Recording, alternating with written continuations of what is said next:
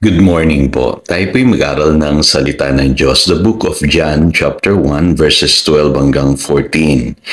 Subalit ang lahat ng tumanggap at sumampalataya sa Kanya ay binigyan niya ng karapatang maging mga anak ng Diyos. Sila nga ay naging mga anak ng Diyos hindi dahil sa isinilang sila ayon sa kalikasan o sa kagustuhan o sa kagagawan ng tao, kundi ang pagiging anak nila ay dahil sa kalooban ng Diyos. Ang salita ay naging tao at nanirahan sa piling namin. Nakita namin ang kaluwalhatiang tunay na Kanya bilang kaisa-isang anak ng Ama.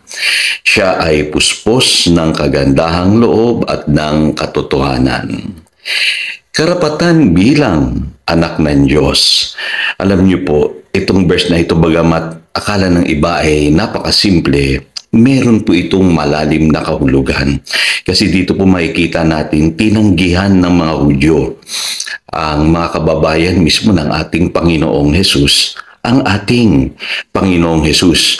Bagamat iisang Diyos naman ang kanilang kinikilala, no? Ang Hudyo, ang pinapakilala nilang Diyos ay si Yahweh rin. Ano po? At ang ating Panginoong Hesus, ganun din naman, tinatawag niyang Ama ang ating Diyos na si Yahweh. At yung kautusan, yung kumbaga ang Biblia, meron din yan ng mga Hudyo, ano po. Pero bakit nangyari na hindi nila kinilala at tinanggap si Jesus? Ano po, paano nangyari yun? Iisang Biblia o isang kautusan, pero parang hindi nila nakita na si Jesus yung ipinadala ng Diyos Ama na Mesiyas, na tagapagligtas.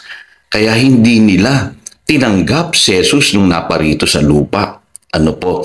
So, posible pong mangyari yan. Maski nga sa panahon natin ngayon maraming tao na hindi nila pinapakilala sa kanila pong mga pagtuturo yung tunay na Diyos ng Biblia. Ano po? May mga mali silang interpretasyon patungkol sa Diyos at sa Panginoong Hesus. Pero iisang Biblia lang naman ang ating pinag-aaralan. Kaya alam nyo dito, makikita ninyo, napakahalaga ng tamang pagkakilala sa Panginoong Hesus at tamang pagkaunawa ng salita ng Diyos. Ako'y naniniwala na hindi lahat ng nagbabasa ng Biblia, tama yung interpretasyon nila patungkol sa Diyos at sa Panginoong Hesus. So, sagutin natin yung tanong, bakit tinanggihan ng mga Hudyo si Jesus? Unang-una, hindi sila naniniwala na si Jesus ay ang bugtong na anak ng Diyos, Diyos na nagkatawang tao. Ang hirap nilang paniwalaan yan. Hanggang ngayon, maraming tao hindi naniniwala dyan na yung Diyos nagkatawang tao. Ano po? Pero malinaw po, sabi sa verse 14, ang salita ay naging tao. Si Jesus po yung tinutukoy dito na salita. Ano po? At pangalawang katotohanan, hindi kayang paniwalaan ng mga Hudyo na ang Jesus na ito, na nangangaral na ang Diyos ay kanyang Ama, ay puno ng pag-ibig at katotohanan. No? Sa Tagalog po, kagandahang loob. Ano po? Para sa kanila, sa mga Hudyo, ang Diyos ay mahigpit, malupit, mapaghusga. Ano po? Pagka nagkamali ka lang sa pagsunod sa kautusan, wala nang pag-asa. Ano po? Para bagang nahusgahan ka na. Ganun po ang pananaw ng mga Hudyo. Ang Panginoong Hesus kakaiba Nagpapatawad siya ng kasalanan ng tao. Ano po? Nagpapagaling siya ng mga may sakit. Nagpagaling pa nga siya ng araw ng Sabat mismo, kung kaya naggalit sa kanya yung mga Hudyo Ano po? Inaabot niya yung mga may pangangailangan. Ano po? At nabansagan pa siyang kaibigan ng mga makasalanan. So kita nyo, kakaiba nga naman yung pagkakilala ng mga Hudyo sa Diyos sa ginagawa ng Panginoong Hesus. Nung sinabi ng Panginoong Hesus na ang Ama at siya ay iisa, hindi nila kayang paniwalaan yun. Sabi niya, kung ano yung ginagawa ng Ama, ay siya rin ginagawa ng Anak. Hindi nila kayang paniwalaan po yun. Kaya hindi sila naniwala sa Panginoong Hesus. Ang sabi ng Biblia, tinanggihan nila ang Panginoong Hesus. Kakalungkot po, ano? Dahil lang sa maling paniniwala. Ano po, nowadays nangyayari po yan eh. Kaya hindi natin nai-enjoy yung fullness ng Christian experience. Iba yung pagkakilala ng maraming tao sa Diyos at sa Panginoong Hesus.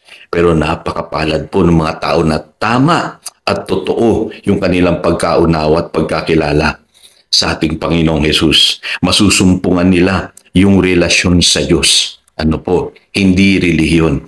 Ano po yung relihiyon po? Nakakapagod po yan eh. Ano po? Yun yung tinutukoy ng Panginoong Hesus sa Matthew 11 verse 28. Ano po?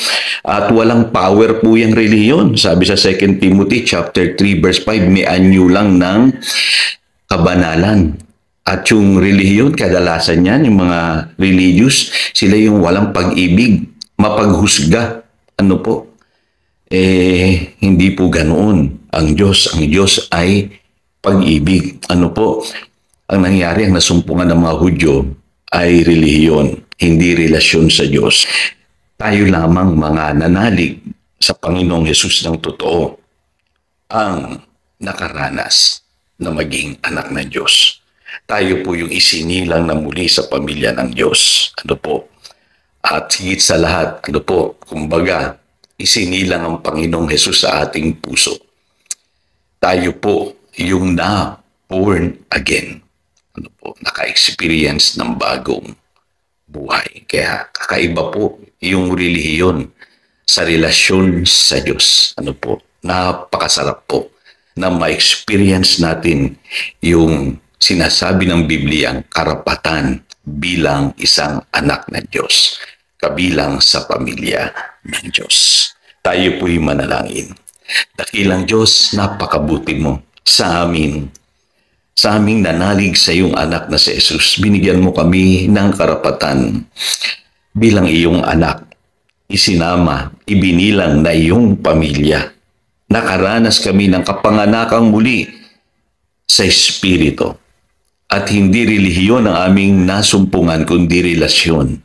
Salamat, Panginoon, na ikaw ay personal sa amin. Ikaw ay naging tunay na tagapagligtas namin at isinilang ka, Panginoong Hesus, sa aming mga puso. Kaya, Panginoon, salamat sa binigay mong pribilehiyong ito. Mamahalin ka namin at paglilingkuran ka namin. Purihin ka. Yan ang aming panalangin in Jesus' name. Amen. Again, ito si Pastor Jojo nagpapaalala upang daluyan tayo ng pagpapala, manatili tayo sa kanyang salita. Good morning.